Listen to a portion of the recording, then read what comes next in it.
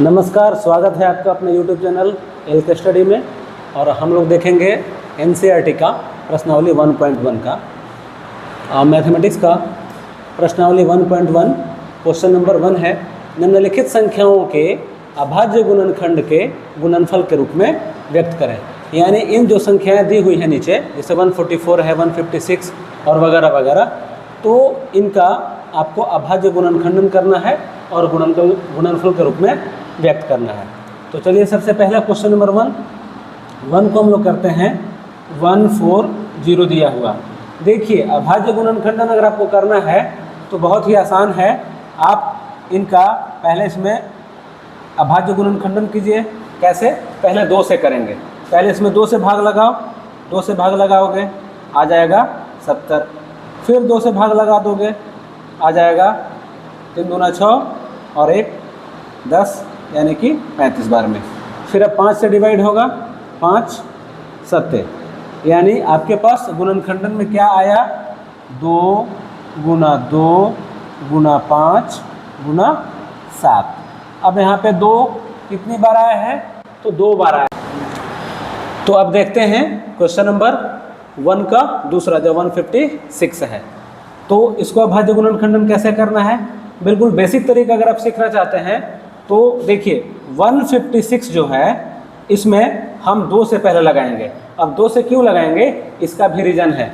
जब भी इकाई के स्थान पर, वंस प्लस के स्थान पर अगर 2 4 6 8 या 0, क्या चीज़, 2 4 6 8 या 0 अगर रहता है तो हम उसमें 2 से डिवाइड कर सकते हैं। यहाँ पे 6 है, इसलिए हम इसमें 2 से भाग लगाएंगे।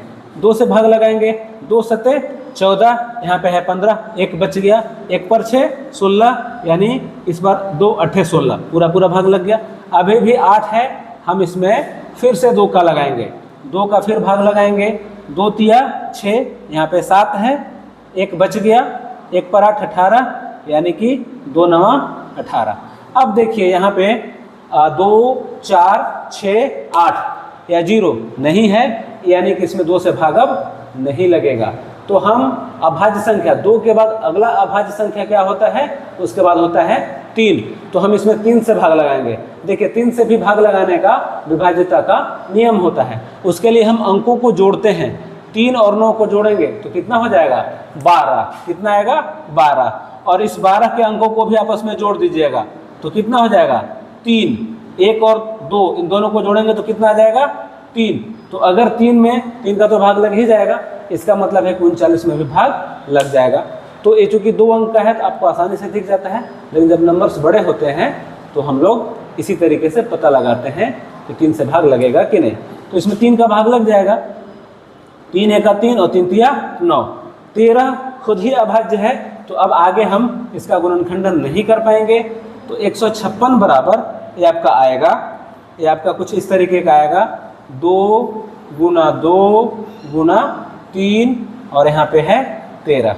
यहाँ पे आप पुनः देख रहे हैं 2 बार आया है, यानी हम 2 का पावर 2 लगा देंगे गुना 3 गुना 13। ये आपका आंसर हो गया। प्रश्नावली 1.1 का पहला क्वेश्चन का जो तीसरा है 3825, 3825, उसको देखते हैं। अभाज्य गुणनखंडन करना है। चलिए, 3825। अब आप यहाँ पे देख सकते हैं कि इकाई के स्थान पर 2 4 6 8 या 0 नहीं है, तो हम इसमें 2 का भाग नहीं लगा सकते। इसीलिए अब हम 3 का देखेंगे। 3 के लिए नियम क्या है? सारे अंकों को हम जोड़ देते हैं। सारे अंकों को जोड़ोगे तो 3 और 8 11, 11 और 2 13, 13 और 5 18, 18 को भी आपस में जोड़ो तो 1 और 8 को जैसे ही तुम जोड़ोगे तो हो जाएगा 9, यानी कि 9 में 3 का भाग लग जाता है, यानी कि इस संख्या में भी 3 का भाग लग जाएगा। तो हम 3 का भाग लगाएंगे। 3 एका 3, 3 दूना 6, 8 था, अभी 2 बचा हुआ है, 2 पर 2 22, 3 सते 21, 1 बचा और 1 पर 5 15, तो 3 का पहाड़ा 5 बार, 3 पचे 15। अब फिर देखते हैं 3 का भाग लगेगा कि नहीं। तो 1 अंकों को जोड़ते हैं, जो भी अंक यहाँ पे उसको जोड़ते हैं। 1 और 2 3, 3 और 7 10, 10 5 15, 15 है तो 15 को फिर से आपस में जोड़िए, 1 + 5 यानी कि 6। इस 6 में 3 का भाग लग जाएगा, यानी इस संख्या में भी 3 का भाग जरूर लग जाएगा। इसमें 3 का भाग लगाएंगे, 3 चौका 12, 7 है, 3 दूना 6, अभी 1 बचा हुआ है, 1 पर 5 15, यानी कि 3 का पहाड़ा 5 बार, 3 × 5 15, पूरा लग गया। अब हम 3 का एक बार इस पर फिर करके देखते हैं, तो उसके लिए अंकों को जोड़ेंगे। 4 और 2 6, 6 और 5 11, 11 आया। 11 को अगर आप आपस में जोड़िएगा 1 + 1 तो आएगा 2। इसमें भाग 3 का नहीं लगेगा, इसीलिए समझिए कि 425 में 3 का भाग नहीं लगेगा।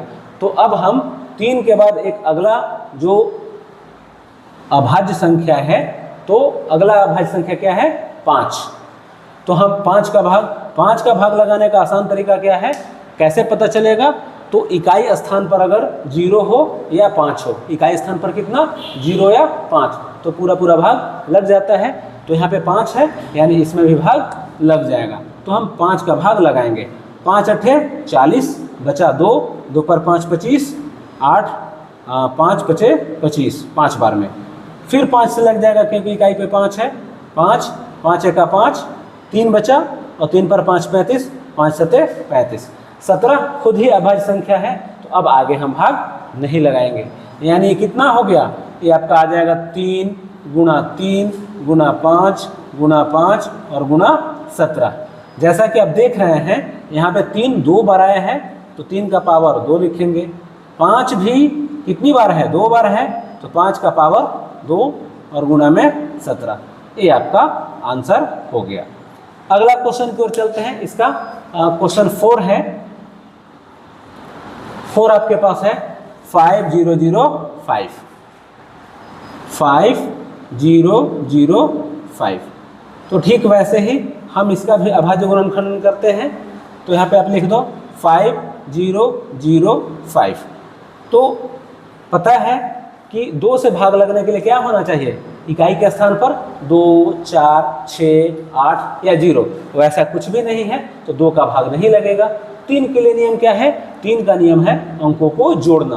तो अंकों को जब तुम जोड़ोगे 5 5 10, 10 में भी 3 का भाग पूरा नहीं लगता है, तो हम इसमें 3 का भी भाग नहीं लगाएंगे।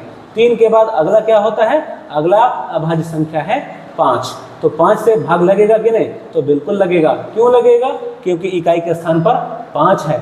जब भी इकाई के स्थान पर 5 या 0 होता है, तो हम उसमें 5 का भाग लगा सकते हैं। यहाँ पे 5 है, इसीलिए हम 5 का भाग लगाएंगे। 5 एका 5, 0 का 0, 0 का 0, और फिर 5 एका 5। अब फिर से इसमें आपको साफ दिख रहा है इकाई के स्थान पर 5 नहीं है या 0 नहीं है, तो अब इसमें 5 का भाग नहीं लगेगा। तब हम 5 के बाद अगला संख्या 7 का करेंगे। 7 का एक नियम होता है, लेकिन वह नियम थोड़ा सा डिफिकल्ट है, वो 9th 10th के बच्चों के लिए नहीं है, तो आप उसको सीधे 7 से भाग लगा करके देख सकते हैं। 7 का पहाड़ा पढ़ो, 7 एका 7, 3 बचेगा, 3 पर 0 30, 7 चौ 28, 2 बचेगा, और 2 पर 1 21, 3 7 21, यानी 7 का भाग इसमें लग जाएगा। तो 7 से भाग लगा के आपको देखना है। 7 का पहाड़ा पढ़ोगे एक बार, 7 एका 7, यहाँ पे मेरे पास 10 है, तो 3 बच गया, और 3 पर 0 30, तो 7 का पहाड़ा फिर पढ़ेंगे, 7 चौ 28, बचा 2, तो 2 पर 1 21, 70 21। इसके बाद अब 7 का फिर भाग लगा के देखो, 7 दूना 14, लेकिन 3 में भाग नहीं लगेगा, तो अब हमको 7 का भाग नहीं लगाना है। इसके बाद क्या करेंगे, 7 के बाद अगला अभाज्य संख्या क्या होता है, 11। 11 का भी नियम है, क्या है, एक एक छोड़ करके 4 और 3 और 1 को जोड़ोगे 4, और बीच में है 4, 4 में से 4 कट जाएगा, 11 से भाग लग जाएगा। एक विभाजिता का नियम मैं आपको अलग से बता दूंगा।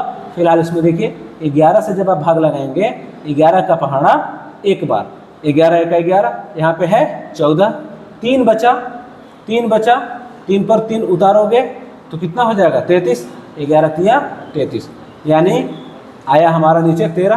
13 खुद ही अभाज्य है। अब आगे हमको भाग नहीं लगाना है, तो क्या आ गया 5 गुना 7 गुना 11 गुना 13, यही आपका सीधे आंसर हो गया। बंद करो। तो प्रश्नावली 1.1 एनसीईआरटी का क्लास 10th का क्वेश्चन नंबर 1 का हम लोग 4 तक देख चुके हैं। 5वां 7429 क्वेश्चन यहाँ पे लिखा हुआ है। अब देखिए एक क्वेश्चन आपको फंसाने के लिए है। अब मुझे करना क्या रहता है, अभाज्य गुणनखंडन के गुणनफल के रूप में। तो अभाज्य संख्याएं जो हैं 2, 3, 5, 7, 11, 13, 17, 19, 19 और 23 फिर 29, इस तरीके से ये सब अभाज्य संख्याएं हैं। तो मुझे भाग लगाना है 74, 29 में, 74, 29 में। तो शुरुआत हमें 2 से करना होता है, 2 से, 3 से, 5 से, ये सारा नियम लगाते लगाते लगाते।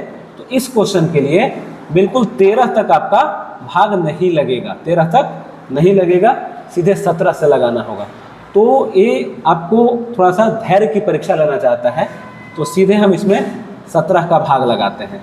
17 का भाग तो तुम बनाना जानते ही हो, एक बार यहाँ पे देख लो।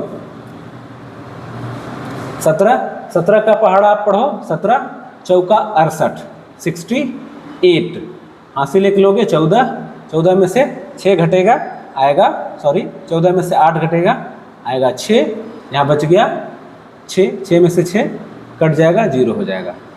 अब 2, 17 का पहाड़ा कितनी बार पढ़ोगे, 17 तिया 51, 17 तिया 51, 1 1।